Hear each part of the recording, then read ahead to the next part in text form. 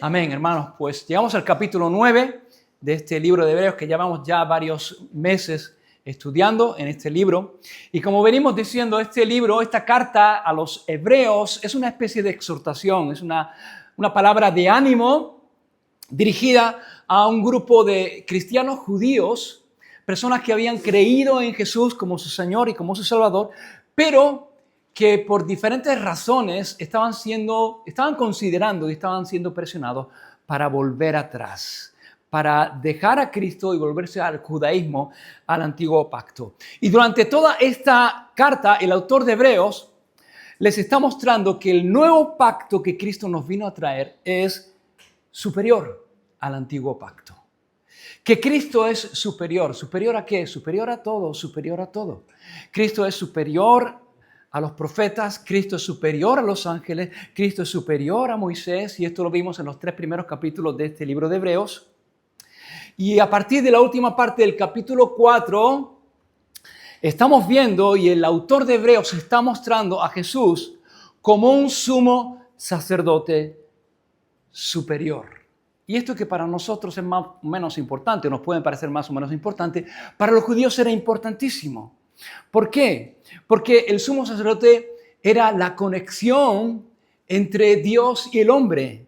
Era la conexión que ellos tenían con Dios. El sacerdocio era central en el judaísmo. El sumo sacerdote representaba al pueblo delante de Dios y era el que ofrecía el sacrificio y era el que entraba con la sangre al lugar santísimo para ofrecer ese sacrificio para el perdón de los pecados del pueblo.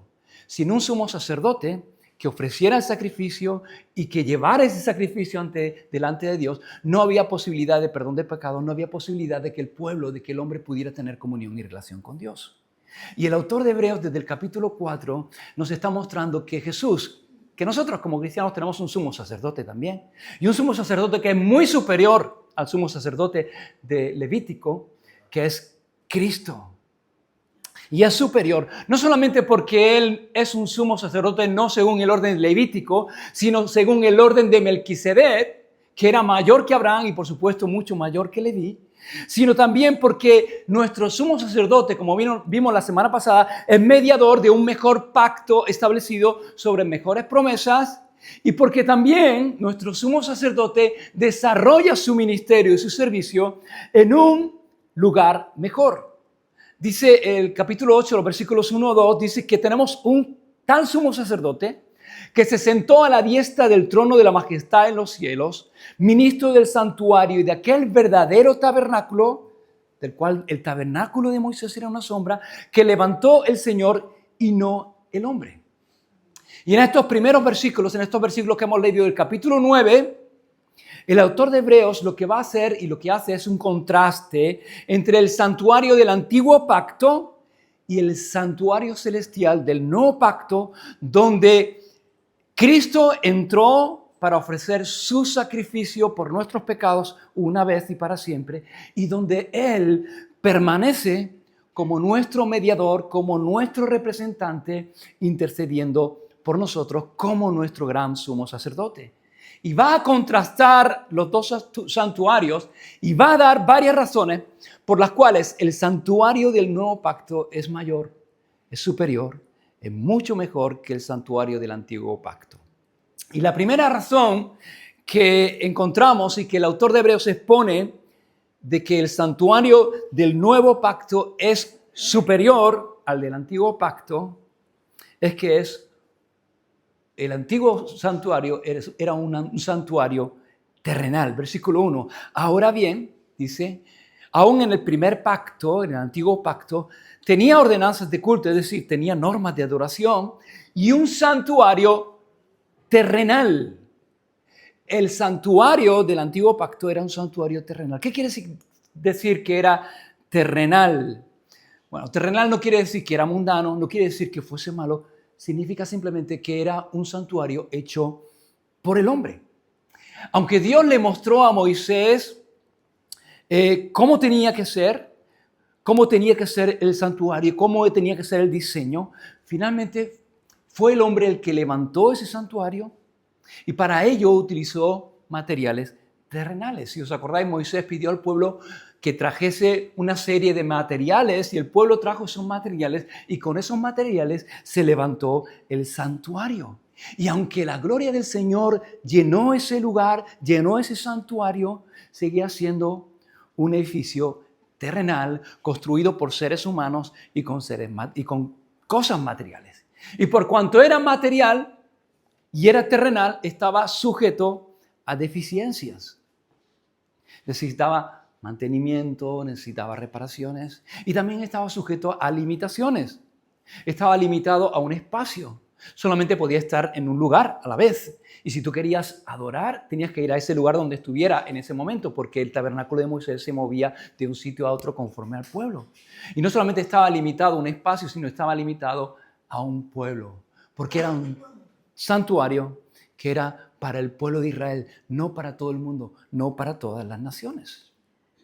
Así que la primera razón por la cual el antiguo santuario es inferior al santuario del nuevo pacto es porque era terrenal. La segunda razón era porque el antiguo santuario era un tipo, solamente un tipo, una sombra de algo mayor. Versículo 2 al 5 dice, porque el tabernáculo estaba dispuesto así. En la primera parte, la llamada el lugar santo, estaba el candelabro, la mesa y los panes de la proposición. Tras el segundo velo estaba la parte del tabernáculo llamada el lugar santísimo, el cual tenía un incensario de oro y el arca del pacto cubierta de oro por todas partes, en la que estaba una urna de oro que contenía el maná, la vara de Aarón que reverdeció y las tablas del pacto. El versículo dice, porque el tabernáculo, el antiguo tabernáculo, y está haciendo referencia al tabernáculo de Moisés en el desierto, estaba dispuesto así. Y el autor de Hebreos les recuerda y les describe cómo estaba compuesto el tabernáculo y cuáles eran los elementos que se encontraban en ese tabernáculo. Y hermanos, el tema del tabernáculo es importante en la Escritura. Fíjate que la Escritura solamente usa 2 capítulos para describir la creación. Pero en la Escritura tenemos más de 50 capítulos que están dedicados al tabernáculo. Y esto nos muestra de que el tema del tabernáculo es importante en la Biblia. Y es importante ¿por qué? Porque todo lo que hay en el tabernáculo apunta a Cristo. Todo lo que podemos ver en él señala y apunta a Jesús y a su obra. Y tenemos algunas imágenes, no sé si está ya proyectada, que nos va a ayudar a saber y a recordar un poco cómo era y cómo estaba dispuesto el tabernáculo. Y ahí vemos la primera imagen y donde vemos el tabernáculo completo, ¿vale? Cómo era el tabernáculo completo. Y lo primero que encontramos cuando llegábamos al tabernáculo, en el tabernáculo era el atrio del tabernáculo, que era un espacio abierto que estaba delimitado por unas cortinas sujetos sobre una serie de columnas de madera con capiteles de plata. Y era un espacio delimitado que delimitaba lo que era el santuario y las dimensiones eran más o menos entre 45 y 50 metros de largo por unos 22 metros y medio de ancho. Y ese atrio solamente tenía una puerta por la cual se podía entrar a él. Y ya desde la puerta del santuario ya nos está hablando de Jesús. Porque Jesús dijo, yo soy la puerta. Jesús no dijo, yo soy una puerta. Jesús dijo, yo soy la puerta, el que por mí entrare será salvo. Y Jesús también dijo, yo soy el camino, no un camino, sino el camino. Y nadie viene al Padre si no es por mí. Y así como en el tabernáculo solamente había una puerta por la cual podías entrar a Él, solamente hay un camino a Dios. Jesucristo es el único camino al Padre y es la única puerta por la cual el hombre puede entrar a la salvación. Y cuando decimos eso, tal vez la gente dice que eso es muy exclusivista. El cristianismo es muy exclusivista. El cristianismo es exclusivo, pero no porque yo haya hecho que sea exclusivo, ni porque los cristianos hayan hecho que el cristianismo sea exclusivo, sino porque así lo ha hecho Dios. Dios ha determinado un solo camino, una sola puerta, a través de la cual podemos alcanzar y entrar a la salvación. Y esa puerta no es una filosofía, no es una religión, no es un sistema de pensamiento. Esa puerta es una persona y se llama Jesucristo. Así que una vez que tú entrabas al atrio, lo primero que encontrabas en ese atrio, antes de llegar al santuario mismo, era el altar de sacrificio o el altar de bronce, que estaba hecho de madera de acacia y estaba totalmente cubierto de bronce y medía 2 metros por 2 metros y estaba elevado sobre el suelo en torno a un poco más de 1 metro. Y en ese lugar, en el altar de bronce, era donde se ofrecían los sacrificios de animales. Y ese altar nos habla del sacrificio por el pecado. ¿Y nos habla de qué? Nos habla de la cruz. Está apuntando, es una sombra, que está apuntando a un hecho central en la historia de la humanidad y en la historia de la salvación. Y a un sacrificio perfecto, el sacrificio de Cristo, está señalando la cruz. Y una vez que pasamos ese altar, nos encontramos con el lavacro, que también estaba hecho de bronce, y allí era donde los sacerdotes se lavaban. Y eso nos habla de la limpieza que encontramos una vez que atravesamos ese altar del sacrificio. Hay limpieza, hay una limpieza para nosotros. ¿Amén? Hay otra imagen del tabernáculo, sí, está ya puesta, es otra perspectiva, pero vemos que es lo mismo, ¿no? Lo que es el atrio y luego, bueno, pues entramos el altar del sacrificio y luego lo que es el lavacro, ¿no? Y una vez que entramos en el atrio, una vez que pasamos por el altar y llegamos al lavacro, llegamos y nos encontramos con el santuario en sí mismo. ¿Qué es lo que el autor de Hebreos está describiendo y está haciendo referencia en estos versículos? La frase es la primera parte que encontramos en el versículo 2 y la segunda parte que encontramos más adelante en el versículo 7 hace referencia a las dos partes en las cuales estaba dividido ese tabernáculo, que como veis era como una especie de tienda, que estaba puesto con columnas de madera y con diferentes pieles de animales que cubrían el techo, que era una tienda que medía más o menos en torno a unos 14-15 metros de largo por unos 4,5 de ancho y unos 4,5 metros también de alto. Y estaba dividido en dos partes. El lugar santo, que era la primera parte, que era como unos 9 metros, y el lugar santísimo, que era un cubo perfecto.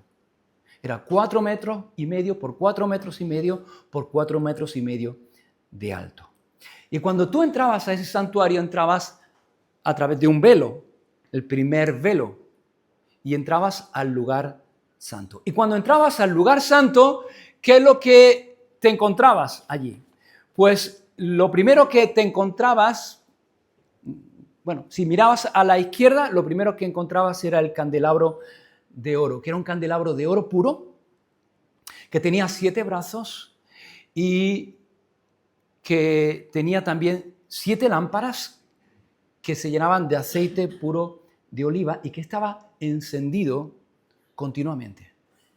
El tabernáculo no tenía ventanas, así que la única luz que había en el tabernáculo era ese candelabro. Y Jesús dijo, yo soy la luz del mundo. Y el hombre, hermanos, sin Cristo está como ese tabernáculo sin ese candelabro, en completa oscuridad. Sin Cristo estamos en oscuridad. El hombre sin Cristo está en oscuridad, no sabe ni quién es, no sabe ni de dónde viene, ni cuál es el propósito de su vida, y seguiríamos así, hermanos, si no fuese porque Cristo vino a nosotros. La luz del mundo vino a nosotros, y si Él no hubiera venido a nosotros, todavía estaríamos en oscuridad. Pero Él vino a nosotros para alumbrar nuestro entendimiento, para alumbrar nuestras vidas y para iluminarnos el camino. A la derecha, a la izquierda estaba el candelabro, a la derecha estaba la mesa de los panes de la proposición, que estaba también hecha de madera de acacia y estaba cubierta de oro, y sobre ella había 12 panes. 12 panes puestos en 2 columnas, 6 y 6 panes que representaban a las 12 tribus de Israel. Esos panes se cambiaban cada semana. Cada día de reposo, esos panes, los sacerdotes entraban a ese lugar santo, cambiaban los panes, ponían panes frescos, y esos panes se podían comer y lo comían, pero solamente lo podían comer los sacerdotes y solamente en el recinto del templo o del santuario. Y esos panes, esos 12 panes que representaban a las 12 tribus de Israel, les recordaba a las 12 tribus de Israel que la presencia de Dios era la que los sostenía. Y Jesús dijo, no solamente Jesús dijo, yo soy la luz del mundo, Jesús dijo, yo soy el pan de vida. Y hermanos, Cristo es el que nos sustenta, Cristo es el que nos sostiene, Él es el que nos alimenta y nos sostiene cada día con su palabra. Y por último, enfrente y pegado al segundo velo, estaba el altar del incienso, que también era de acacia, cubierta de oro, y sobre él se colocaba cada mañana, los sacerdotes tomaban tizones, brasas del fuego del altar donde se estaban haciendo los sacrificios, lo llevaban hasta ese incensario y ahí encendían el incienso. Y el incienso, hermanos, en la Escritura siempre está relacionado con algo, siempre está relacionado y se relaciona con la oración y con la intercesión. Y Cristo es nuestro intercesor. Dice Romanos capítulo 8, versículo 3, que Él murió por nosotros, aún más, resucitó por nosotros. Y no solamente eso, sino que está sentado a la diestra de Dios e intercede por nosotros. Él es el que intercede por nosotros. Así que, hermanos, todo lo que encontramos en el atrio, hemos visto el atrio y hemos visto el lugar santo. Todo lo que encontramos en el atrio está relacionado y tiene que ver con lo que Cristo hizo, con lo que Cristo ha hecho para nuestra salvación, con su obra, con su sacrificio en la cruz por medio del cual somos limpios, tenemos limpieza para nuestros pecados. Pero todo lo que encontramos en el lugar santo no está relacionado con lo que Cristo hizo, sino con lo que Cristo sigue haciendo y con lo que Él hace por cada uno de nosotros. Porque Él continuamente nos alumbra, nos ilumina, nos guía, Él continuamente nos sostiene y Él continuamente está intercediendo por ti y por mí delante del trono de Dios. Una vez que pasamos el lugar santo, hay un velo, hay un segundo velo que separa el lugar santo del lugar santísimo. Y el lugar santísimo era el lugar más sagrado del santuario. Era donde estaba la presencia de Dios. ¿Y allí qué había? Allí lo que estaba era el arca del pacto, que era una especie de arcón de madera de acacia también completamente cubierto de oro puro. Y en ese arca, ¿qué es lo que había? Había tres cosas. Estaban las tablas de la ley que Dios dio a Moisés. Había una urna de oro que contenía una muestra del maná con el cual Dios sostuvo al pueblo durante todo el peregrinaje en el desierto. Y también estaba la vara de Aarón que había reverdecido, esas tres cosas. Y podíamos hablar mucho de estas tres cosas y de su significado, pero como dice el autor de Hebreos en el versículo 5, estas cosas no podemos hablar ahora en detalle, y además no es el tema. Pero cubriendo estas cosas, estas tres cosas, había algo que era muy importante también y era el propiciatorio. ¿El propiciatorio qué era? Era la tapa del arca, que era una tapa también de oro y en ella había una figura de dos querubines con las alas extendidas. Y a ese lugar, al lugar santísimo, de igual manera que al lugar santo todos los días entraban los sacerdotes para preparar las lámparas, para rellenar el aceite, para arreglar las mechas de lo que era el candelabro, para encender el incienso, y cada día de reposo cambiaban el pan de la mesa de la proposición.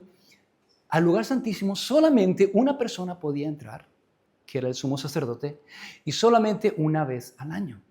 Y cuando el sumo sacerdote entraba a ese día, que era el día de la expiación, y entraba a ese lugar santísimo, entraba con la sangre del cordero que había sido sacrificado previamente en el altar del atrio por los pecados del pueblo. Y entraba a ese lugar con mucho temor y con mucho temblor, envuelto también en incienso, y echaba sangre, rociaba la sangre de ese cordero sobre el propiciatorio que cubría las tablas de la ley. Y entonces, por así decirlo, y de alguna manera, Dios desde su perspectiva veía las tablas de la ley a través de la sangre de ese cordero. No miraba la ley quebrantada, sino que miraba la sangre derramada por el pago de esa ley quebrantada. Y hermanos, todo esto está señalando a una persona, a Jesús, y está señalando a un hecho, a la obra de Jesús, a la obra que Jesús iba a llevar a cabo. Por supuesto que la sangre de animales no quitaba el pecado, solamente lo cubría durante un tiempo, pero eso era una sombra, un símbolo que señalaba al Cordero de Dios que quita el pecado del mundo. A Jesús y su obra en la cruz, por medio de la cual nuestros pecados no solamente son cubiertos, sino que son quitados. La sangre de Cristo no cubre el pecado, lo quita de nuestras vidas. Entonces, hermanos, todas estas cosas que vemos, que hemos visto en el santuario del Antiguo Pacto, eran cosas hermosas, eran cosas preciosas, pero eran solamente una sombra. Eran símbolos de una realidad mayor que iba a ser consumada en un tiempo por Cristo y por su obra. Así que el santuario del Antiguo Pacto era inferior, número 1, porque era terrenal, número 2, porque eran solo un tipo, eran sombras de una realidad mayor que Cristo llevó a cabo en otro santuario, que es el santuario del Nuevo Pacto. Y en tercer lugar, el santuario del Antiguo Pacto era inferior. ¿Por qué? Porque era inaccesible para el pueblo. Versículo 6 dice, así dispuestas estas cosas, dice en la primera parte del tabernáculo, entran los sacerdotes continuamente para cumplir los oficios del culto, todos los días. Pero en la segunda parte, solo el sumo sacerdote, una vez al año, no sin sangre, la cual ofrece primero por sí mismo y por los pecados de ignorancia del pueblo. Es increíble, cuando nos ponemos a estudiar el tabernáculo y su significado, es increíble, es apasionante, es algo precioso, es maravilloso, pero es inaccesible. Nadie podía entrar a ese lugar.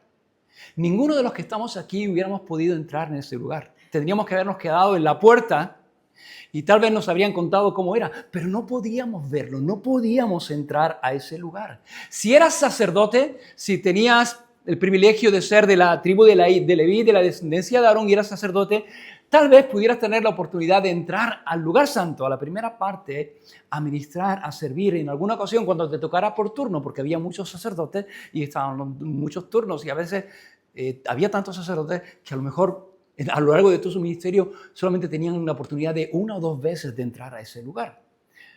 Pero al lugar santísimo solamente podía, a la misma presencia de Dios, solamente una persona podía entrar, el sumo sacerdote, y solamente una vez al año.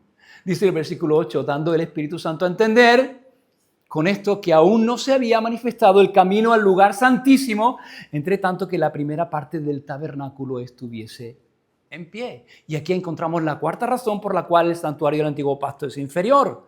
¿Por qué? Porque era temporal. Era un santuario temporal. Dice que con este hecho de que en el antiguo santuario era inaccesible, que solamente el sumo sacerdote podía entrar al lugar santísimo, a la presencia de Dios, y solamente una vez al año, dice que el Espíritu Santo con esto está dando a entender que aún no se había manifestado el camino al lugar santísimo, el camino a Dios. Aún no.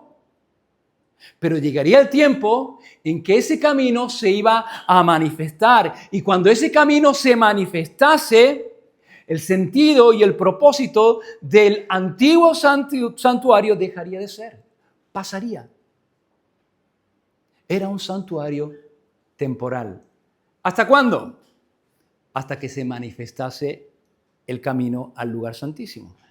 Pregunta, hermanos, ¿cuál es el camino al lugar santísimo? ¿Cuál es el camino a Dios? Cristo. Y dice, entre tanto que el antiguo santuario estaba en pie y en tanto que los sacerdotes servían en el lugar santo, el camino a la presencia de Dios estaba cerrado, no había sido abierto. Pero hermanos, cuando Jesús murió en la cruz, dice Mateo capítulo 27, versículos 50 y 51, que lo primero que ocurrió cuando Jesús murió en la cruz es que el velo del templo se rasgó de arriba a abajo.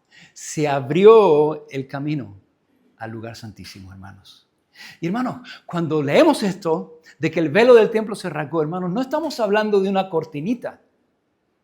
Ni siquiera estamos hablando del velo del tabernáculo de Moisés. Estamos hablando del velo que estaba separando el lugar santo del lugar santísimo en el templo de Herodes en Jerusalén. Que no era una cortinita, Era un velo que medía unos 20 metros de alto. Imagínate, 20 metros de alto es como un edificio de 3 plantas o más. 20 metros de alto por 10 metros de ancho y que tenía un grosor de 10 centímetros de hilo trenzado. 10 centímetros de grosor. Eso no lo rompe ningún hombre. Eso no se puede romper fácilmente. Ni lo puede romper ningún hombre. Por eso dice, lo rompió Dios. Por eso dice que se rompió de arriba abajo, no de abajo arriba. Fue Dios el que rasgó ese velo una vez que la obra de Cristo en la cruz fue consumada por cada uno de nosotros. Y con ese hecho, hermanos, lo que está diciendo Dios es, hay un camino abierto. Ahora hay un camino accesible para todos los que quieran llegar a la presencia de Dios, para todos los que quieran tener comunión con Dios. Hay un camino abierto a través de otro velo que no es el velo del tabernáculo, sino el velo de la carne, de la obra de Cristo llevada a cabo en la cruz del Calvario. El sumo sacerdote entraba al santuario del antiguo pacto y entraba al lugar santísimo, al lugar de la presencia de Dios, representando al pueblo, pero no podía llevar al pueblo a la presencia de Dios. Sin embargo, nuestro gran sumo sacerdote, el Señor Jesucristo, no solamente entró al lugar santísimo, a ese lugar santo, a la presencia de su Padre, llevando su propia sangre, siendo Él el sacerdote y el sacrificio al mismo tiempo para el perdón de nuestros pecados, sino que a través de esa misma sangre nos ha reconciliado con Dios, llevándonos consigo, con Él, a ese lugar santísimo, a la presencia de Dios, hermanos. ¿No es precioso? ¿No es grandioso, hermanos? Así que el antiguo pacto, el santuario del antiguo pacto era inferior, número 1, porque era terrenal, número 2, porque solamente era un tipo de algo mayor, era una sombra, número 3, era inaccesible para el pueblo, número 4, era temporal. Y en quinto lugar, era un tabernáculo cuyo ministerio era externo, no era interno. Versículo 9 continúa hablando del antiguo santuario, dice, lo cual, el santuario del antiguo pacto, es símbolo para el tiempo presente, según el cual se presentan ofrendas y sacrificios que no pueden hacer perfecto en cuanto a la conciencia al que practica ese culto. Los sacrificios de animales ofrecidos, los lavamientos, la sangre ofrecida sobre el propiciatorio, nunca pudieron cambiar el corazón ni la conciencia del pecador. Versículo 10. ¿Por qué? Dice, ya que consiste solamente en comidas y bebidas y en diversas abluciones, es decir, lavamientos y ordenanzas acerca de la carne. Se trataba y estaba basado solamente en cosas externas que trataban solamente con lo externo, pero que no podían cambiar el corazón ni hacer perfecto al hombre en cuanto a su conciencia. Dice, impuestas hasta el tiempo de reformar todas las cosas. Y esta palabra reformar en original es una palabra que se puede traducir y que literalmente es enderezar, arreglar todas las cosas. Y hermanos, solamente el nuevo pacto, solamente la obra que Jesús llevó a cabo, endereza todas las cosas. El antiguo pacto nunca fue capaz de arreglar el problema que el hombre tenía con Dios. Nunca fue capaz de arreglar nuestra relación con Dios. Y tampoco era su propósito. Su propósito era simplemente servir como un símbolo, simbolizar ese arreglo hasta que llegara el verdadero sacrificio, el verdadero y eficaz sacrificio de Cristo en la cruz, el cual sí que es capaz de reformar, de arreglar al hombre desde dentro, en lo interno, en su corazón, no solamente en lo externo. El antiguo santuario, todos los elementos, todos los servicios, todo lo que había ahí, todo lo que se hacía ahí, lo que hacía era describir a Cristo. Describía a Cristo, pero no podía llevar a cabo la obra de Cristo. Señalaba, era un símbolo, hasta que Cristo pudiera llevar a cabo su obra, y llevó a cabo su obra. Versículo 11 dice, pero estando ya presente Cristo, habiendo venido la realidad de esa sombra y de ese símbolo que encontramos en el antiguo santuario, estando ya presente Cristo como sumo sacerdote de los bienes venideros por el más amplio y más perfecto tabernáculo, no hecho de manos, es decir, no de esta creación. Y aquí comienza un poco a definir el autor de Hebreos el santuario del nuevo pacto. Primero dice cómo era y por qué era inferior el santuario del antiguo pacto, y comienza a definir el santuario celestial. Y recuerdas, el santuario del antiguo pacto, número 1, era terrenal.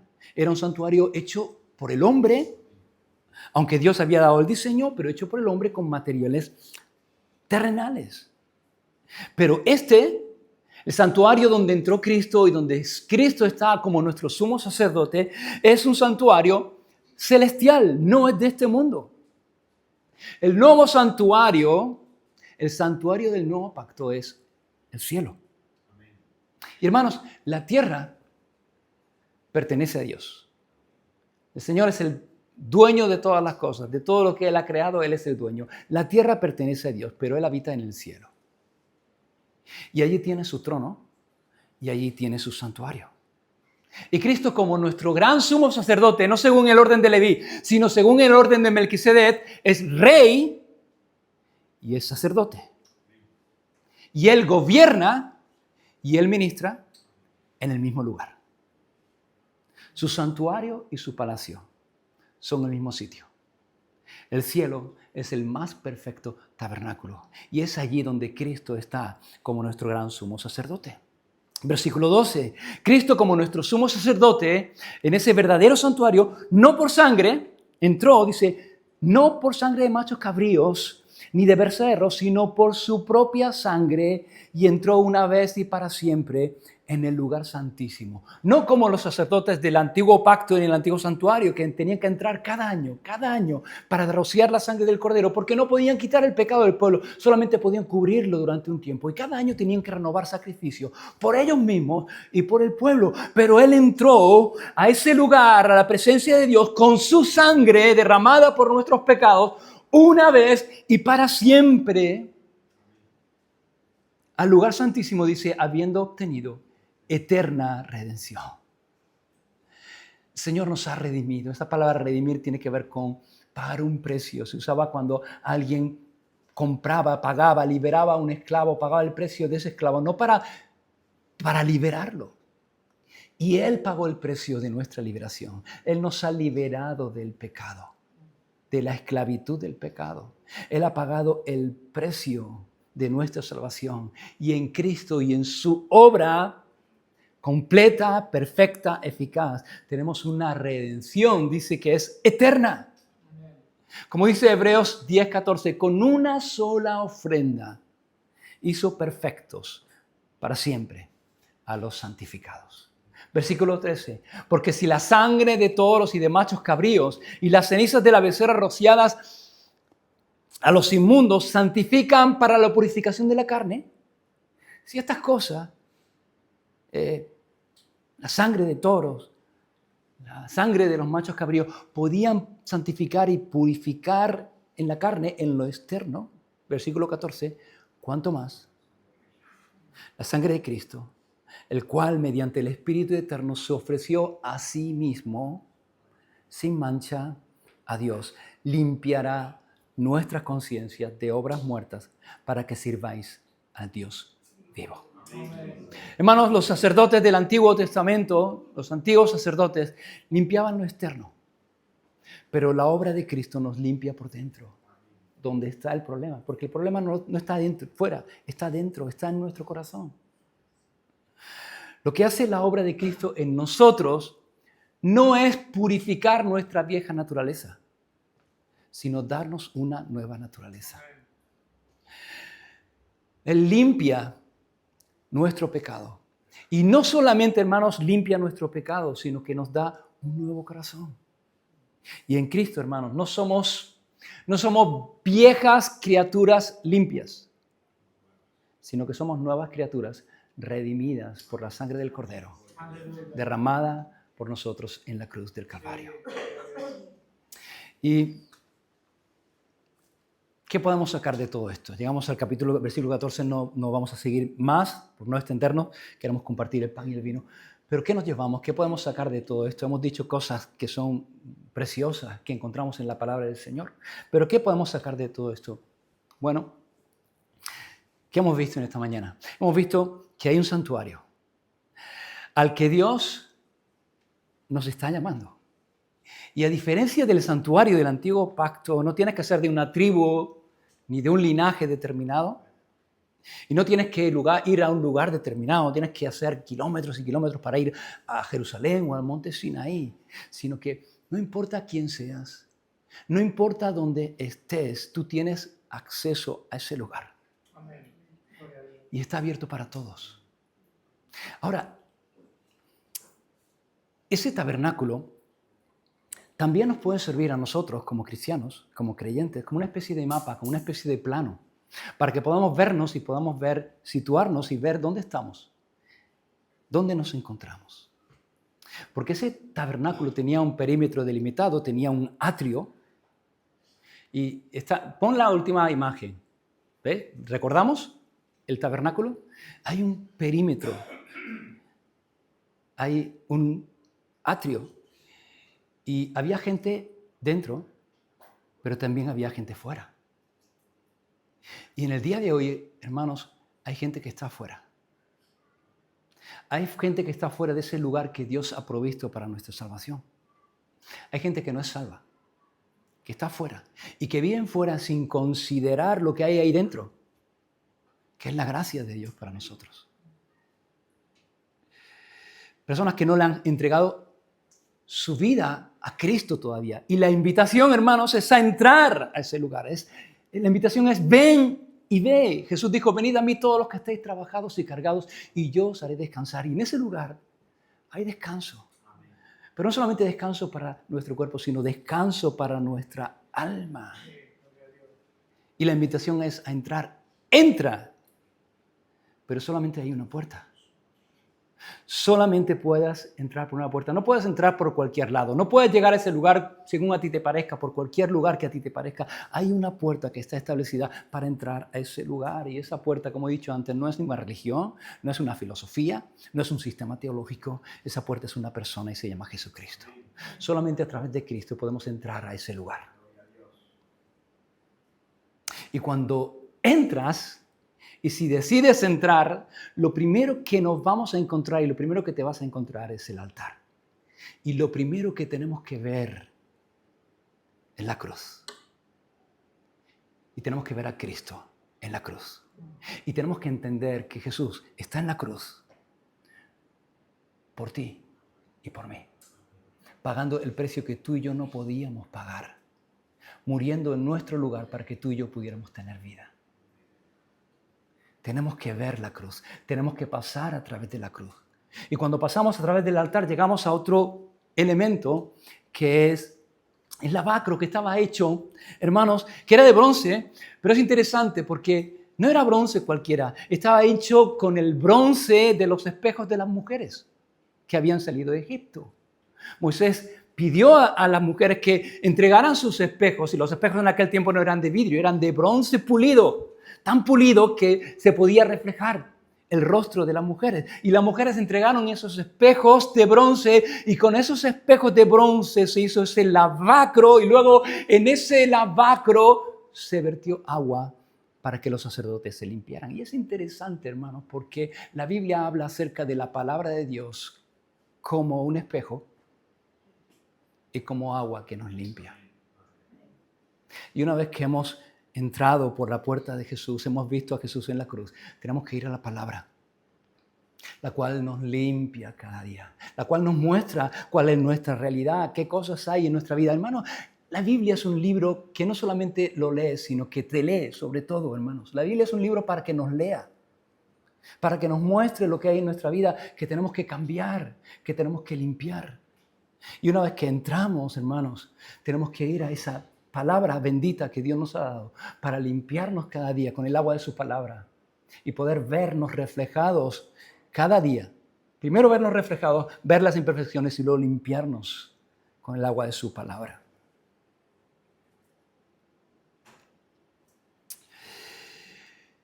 Entonces, hermanos, si estás fuera, si todavía no has recibido a Jesús como tu Salvador, entra, la puerta está abierta. Entra a la salvación. Conoce la gracia de Dios. Si estás dentro, tal vez estamos en el atrio, tal vez estás en el atrio. Y es bueno, hermanos. Es muy bueno, es buenísimo estar en el atrio. Si estás dentro, ya eres salvo. No hay nada más que tengas que hacer para ser salvo. Pero hay algo más, hermanos. Hay algo más. Hay algo más adentro. Está el lugar santo. Y sí, ya eres salvo. Ya conoces la obra de Cristo. Ya lees la Biblia. Pero estás dando vueltas ahí alrededor. Y hay una invitación a ir más profundo. Como Ezequiel en las aguas. Ve más allá, que te cubra más. Hay una invitación a ir más profundo. ¿Y te acuerdas que hay en el lugar santo? En primer lugar, en ese lugar hay luz. Y yo no sé si a ti te pasa, pero a mí algunas veces me pasa. Que me encuentro perdido, que no sé qué hacer, que no sé qué tomar, qué decisión tomar, no sé qué hacer. Pero, ¿sabes? Hay un lugar donde hay luz, hay dirección, hay guía, hay respuesta a tus preguntas. Y a veces, hermanos, también nos sentimos, no sé si alguna vez te has sentido insatisfecho, como hambriento, pero en ese lugar hay pan, hay alimento. Así que la invitación, hermanos, no es a quedarnos en el atrio. Qué bueno que estemos en el atrio. Qué bueno que ya hayamos atravesado la cruz y acercado a la palabra y que el Señor en su gracia nos haya hecho salvos. Qué bueno. Pero hay más. Pasemos al lugar santo. Y el lugar santo, hermanos, también es un lugar de servicio. Es un lugar donde entraban los sacerdotes a servir. Y ese es nuestro llamado, no solamente a ser salvos, sino a servir, a alumbrar a otros con el Evangelio, que están en oscuridad como nosotros antes estábamos en oscuridad antes de conocer a Cristo. A preparar el pan para alimentar también a otros. Es un lugar de servicio. No te quedes simplemente, soy salvo. Ve más adelante. Madura en el servicio a Cristo. Así que podemos entrar en el atrio, somos salvos. Podemos entrar en ese lugar santísimo donde hay luz, encontramos la dirección del Señor. Encontramos el sustento del Señor cada día, alimento. Podemos ser saciados del Señor y es buenísimo estar ahí, hermanos. Pero sabes, hay un lugar más adentro. Está el lugar santísimo. ¿Y qué hay en el lugar santísimo, hermanos? Nada, solamente la presencia de Dios. Bueno, en el tabernáculo de Moisés estaba el arca, pero sabes, en el templo, en el tiempo de Jesucristo ya no estaba el arca, se perdió. Cuando la deportación de Babilonia se perdió, ya no estaba el arca. Y entrabas en el lugar santo y lo que había era lo que se llamaba la piedra fundacional, que todavía está en Jerusalén, en la mezquita de la roca, ahí estaba. Y esa piedra fundacional era el lugar sobre el cual estaba colocado el arca.